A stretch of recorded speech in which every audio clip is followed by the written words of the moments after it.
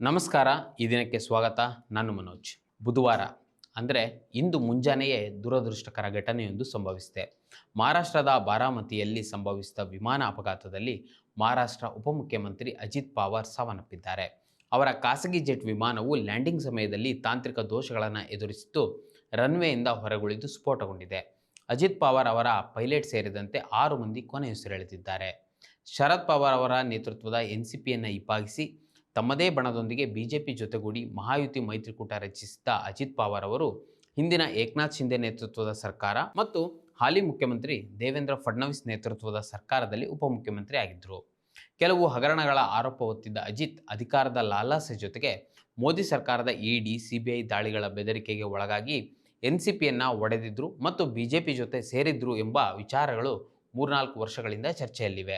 ಅಂದಹಾಗೆ ಅಜಿತ್ ಪವಾರ್ ಅವರು ಪೂರ್ಣ ಹೆಸರು ಅಜಿತ್ ಅನಂತರಾವ್ ಪವಾರ್. ಮಾಜಿ ಮುಖ್ಯಮಂತ್ರಿ, ಪ್ರಭಾವಿ ನಾಯಕ, ಎನ್ಸಿಪಿ ಅಧ್ಯಕ್ಷ ಶರದ್ ಪವಾರ್ ಅವರ ಅಣ್ಣನ ಮಗನೇ ಈ ಅಜಿತ್ ಪವಾರ್. ಶರದ್ ಪವಾರ್ ನಾಯಕತ್ವದಲ್ಲಿ ಎನ್ಸಿಪಿಯಲ್ಲಿ ಬೆಳೆದ ಅಜಿತ್ ಮಹಾರಾಷ್ಟ್ರದ ಪ್ರಭಾವಿ ರಾಜಕೀಯ ನಾಯಕನಾಗಿ ಮುನ್ನೆಲೆಗೆ ಬಂದವರು.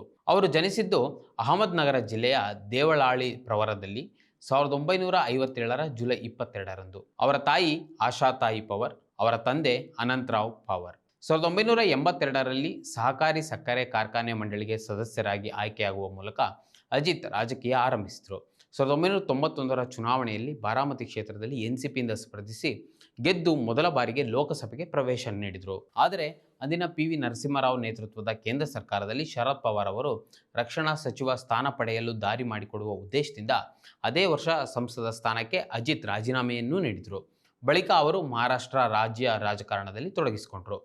ಅಜಿತ್ ಅವರು 1991ರಿಂದ ಈವರೆಗೆ ಸುಮಾರು 8 ಬಾರಿ ಬಾರಾಮತಿ ವಿಧಾನಸಭಾ ಕ್ಷೇತ್ರದಿಂದ ವಿಧಾನಸಭೆಗೆ ಆಯ್ಕೆಯಾಗಿದ್ದಾರೆ.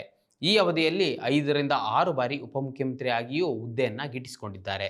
ಜೊತೆಗೆ ಹಣಕಾಸು, ಕೃಷಿ, ವಿದ್ಯುತ್ ಯೋಜನೆ, ಮಣ್ಣು ಸಂರಕ್ಷಣೆ, ಸಣ್ಣ ನೀರಾವರಿ, ಜಲಸಂಪನ್ಮೂಲ, ಊರ್ಜಾ ಮುಂತಾದ ಪ್ರಮುಖ ಇಲಾಖೆಗಳನ್ನು ನಿರ್ವಹಿಸಿದ್ದಾರೆ. ಜನತಾ ದರ್ಬಾರ್ ನಡೆಸುವ ಮೂಲಕ ಸಾಮಾನ್ಯರ ಸಮಸ್ಯೆಗಳನ್ನು ನೇರವಾಗಿ ಆಲಿಸಿ ಪರಿಹರಿಸುತ್ತಿದ್ದರು ಎಂಬ ಖ್ಯಾತಿಯನ್ನು ಸಹ ಪಡೆದಿದ್ದಾರೆ. ಕೃಷಿ ಮತ್ತು ಜಲಸಂಪನ್ಮೂಲ ಕ್ಷೇತ್ರಗಳಲ್ಲಿ ಅವರ ಕೊಡುಗೆ ಅಪಾರವಾಗಿದೆ. ಅವರು ರೈತರ ಹಿತಕ್ಕಾಗಿ ನಾನಾ ಕ್ರಮಗಳನ್ನು ಕೈಗೊಂಡಿದ್ದರು. ರೈತರ ಕೃಷಿ ಪಂಪ್ಗಳಿಗೆ ಉಚಿತ ವಿದ್ಯುತ್ ಮತ್ತು ಸೌರ ಗ್ರಿಡ್ ಯೋಜನೆಗಳ ಅನುಷ್ಠಾನಗೊಳಿಸಿದರು. ಜಲಸಂಪನ್ಮೂಲ ಸಚಿವರಾಗಿ ಕೆರೆಗಳಿಗೆ ನೀರು ತುಂಬಿಸುವ ಏತ ನೀರಾವರಿ ಯೋಜನೆಯನ್ನು ರೂಪಿಸಿದರು. ಜೊತೆಗೆ ಹೊಸ ಬ್ಯಾರೇಜ್ಗಳ ನಿರ್ಮಾಣಕ್ಕೆ ಒತ್ತು ಕೊಟ್ಟಿದ್ದರು.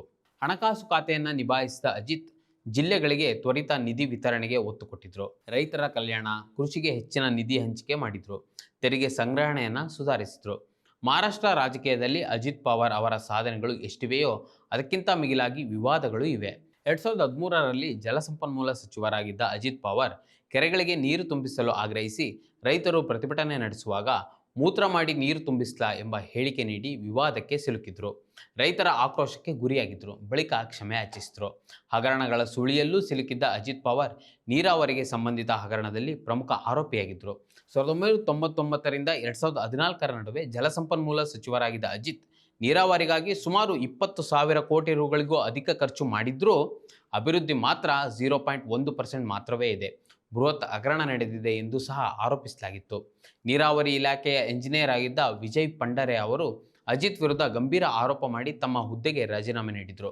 2014ರಲ್ಲಿ ಅಧಿಕಾರಕ್ಕೆ ಬಂದ ದೇವೇಂದ್ರ ಫಡ್ನವೀಸ್ ನೇತೃತ್ವದ ಬಿಜೆಪಿ ಸರ್ಕಾರದಲ್ಲಿ ಈ ಹಗರಣದ ತನಿಖೆ ನಡೆಸಿತು. ಆದಾಗ್ಯೂ ತನಿಖೆ ನಡೆಸಿದ್ದ ಆಂಟಿ ಕರಪ್ಷನ್ ಬ್ಯೂರೋ ಅಂದರೆ ACB 2019ರಲ್ಲಿ ಅಜಿತ್ಗೆ ಕ್ಲೀನ್ ಚಿಟ್ ನೀಡಿತು. ಹಲವು ಪ್ರಕರಣಗಳನ್ನು ಮುಚ್ಚಿತು. ಅಜಿತ್ ಅವರ ಪುತ್ರ ಪಾರ್ಥ್ ಪವಾರ್ ಅವರು ಪುಣೆಯಲ್ಲಿ ದಲಿತರಿಗೆ ಮೀಸಲಾಗಿದ್ದ ಮಾರ್ಸ್ ಸ್ಮಶಾನ ಭೂಮಿಯನ್ನು ಅಕ್ರಮವಾಗಿ ಒತ್ತುವರಿ ಮಾಡಿಕೊಂಡಿದ್ದಾರೆ. 1800 ಕೋಟಿ ರು ಮೌಲ್ಯದ ಭೂಮಿಯನ್ನು ಕೇವಲ 300 ಕೋಟಿ ರುಗಳಿಗೆ ಖರೀದಿಸಿದ್ದಾರೆ. ಸ್ಟ್ಯಾಂಪ್ ತೆರಿಗೆಯಲ್ಲಿ ಅಕ್ರಮ ಎಸಗಿದ್ದಾರೆ ಎಂದು ಆರೋಪಿಸಲಾಗಿದೆ.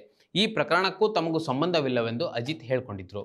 ಇನ್ನು ಮಹಾರಾಷ್ಟ್ರ ಸಹಕಾರಿ ಬ್ಯಾಂಕ್ಗೆ ಸಂಬಂಧಿಸಿದ 25,000 ಕೋಟಿ ರುಗಳ ಬೃಹತ್ ಹಗರಣದಲ್ಲಿಯೂ ಅಜಿತ್ ಭಾಗಿಯಾಗಿದ್ದಾರೆ ಎಂದು ಆರೋಪಿಸಲಾಗಿದೆ. ಅಲ್ಲದೆ ಲಾವಾಸಾ ಪ್ರಾಜೆಕ್ಟ್ಗೆ ಸಂಬಂಧಿಸಿದಂತೆ ಭೂಮಿ ವಿತರಣೆಯಲ್ಲಿ ಅಧಿಕಾರಿಗಳಿಗೆ ಒತ್ತಡ ಹೇರಿದ ಆರೋಪಗಳು ಅಜಿತ್ ವಿರುದ್ಧ ಕೇಳಿಬಂದಿದ್ವು. ಜೊತೆಗೆ ಅಕ್ರಮ ಮರಳು ಗಣಿಗಾರಿಕೆ, ಪಿಂಪ್ರಿ ಚಿಂಚವಡ್ ನಗರಸಭೆಯಲ್ಲಿ ಭ್ರಷ್ಟಾಚಾರ ಆರೋಪಗಳಲ್ಲಿಯೂ ಅಜಿತ್ ಹೆಸರು ಕೇಳಿಬಂದಿತ್ತು. ಈ ಎಲ್ಲ ಆರೋಪಗಳನ್ನು ರಾಜಕೀಯ ಪ್ರೇರಿತವೆಂದು ಹೇಳಿದ್ದ ಅಜಿತ್ ಪವಾರ್ ಆರೋಪಗಳನ್ನು ತಳ್ಳಿ ಹಾಕ್ತಾನೆ ಬಂದಿದ್ದರು. ಆದಾಗ್ಯೂ ಇದೇ ಆರೋಪಗಳ ಆಧಾರದ ಮೇಲೆ ಅಜಿತ್ ವಿರುದ್ಧ ಮೋದಿ ನೇತೃತ್ವದ ಕೇಂದ್ರ ಸರ್ಕಾರವು ಇಡಿ ಸಿಬಿಐಗಳನ್ನು ಬಳಸಿ ದಾಳಿಯ ಬೆದರಿಕೆ ಹುಟ್ಟಿತ್ತು ಎಂದು ಹೇಳಲಾಗಿದೆ. ಕೇಂದ್ರ ತನಿಖಾ ಸಂಸ್ಥೆಗಳನ್ನು ಬಳಸುವ ಮೋದಿ ಸರ್ಕಾರದ ಬಲವಂತಕ್ಕೆ ಮಣಿದು ಅಜಿತ್ ಪವಾರ್ ಎನ್ಸಿಪಿಯನ್ನು ಇಬ್ಬಾಗ ಮಾಡಿದ್ರು. 2023ರಲ್ಲಿ ಎನ್ಸಿಪಿಯ ಹಲವಾರು ಶಾಸಕರೊಂದಿಗೆ ಅಜಿತ್ ಪವಾರ್ ಬಿಜೆಪಿ ಮತ್ತು ಶಿವಸೇನೆ ಶಿಂದೆ ಬಣ ನೇತೃತ್ವದ ಮಹಾಯುತಿ ಮೈತ್ರಿಕೂಟಕ್ಕೆ ಸೇರಿದ್ರು. ಮತ್ತೆ ಉಪಮುಖ್ಯಮಂತ್ರಿ ಆದರು. ಅವರ ನಡೆಯನ್ನು ಶರದ್ ಪವಾರ್ ಮತ್ತು ಎಂವಿಎ ರಾಜಕೀಯ ದ್ರೋಹವೆಂದು ಬಣ್ಣಿಸಿದವರು. ಆದಾಗ್ಯೂ ಅವರು ಬಿಜೆಪಿ ಮೈತ್ರಿಕೂಟ ಸೇರಿದ ಬೆನ್ನಲ್ಲೇ ಅಜಿತ್ ವಿರುದ್ಧದ ಹಲವಾರು ಪ್ರಕರಣಗಳನ್ನು ಮುಚ್ಚಲಾಯಿತು. ಮೋದಿ ಸರ್ಕಾರದ ಕೃಪೆಯಿಂದ ಅಜಿತ್ ಪವಾರ್ ತಾವು ಕ್ಲೀನ್ ಹ್ಯಾಂಡ್ ಎಂದು ಹೇಳಿಕೊಳ್ಳಲು ಸಾಧ್ಯವಾಯಿತು. ಹಾಲಿ ದೇವೇಂದ್ರ ಫಡ್ನವೀಸ್ ನೇತೃತ್ವದ ಮಹಾಯುತಿ ಸರ್ಕಾರದಲ್ಲಿ ಉಪಮುಖ್ಯಮಂತ್ರಿಯಾಗಿದ್ದ ಅಜಿತ್ ಪವಾರ್ ಬುಧವಾರ ದುರಂತದ ಅಂತ್ಯ ಕಂಡಿದ್ದಾರೆ.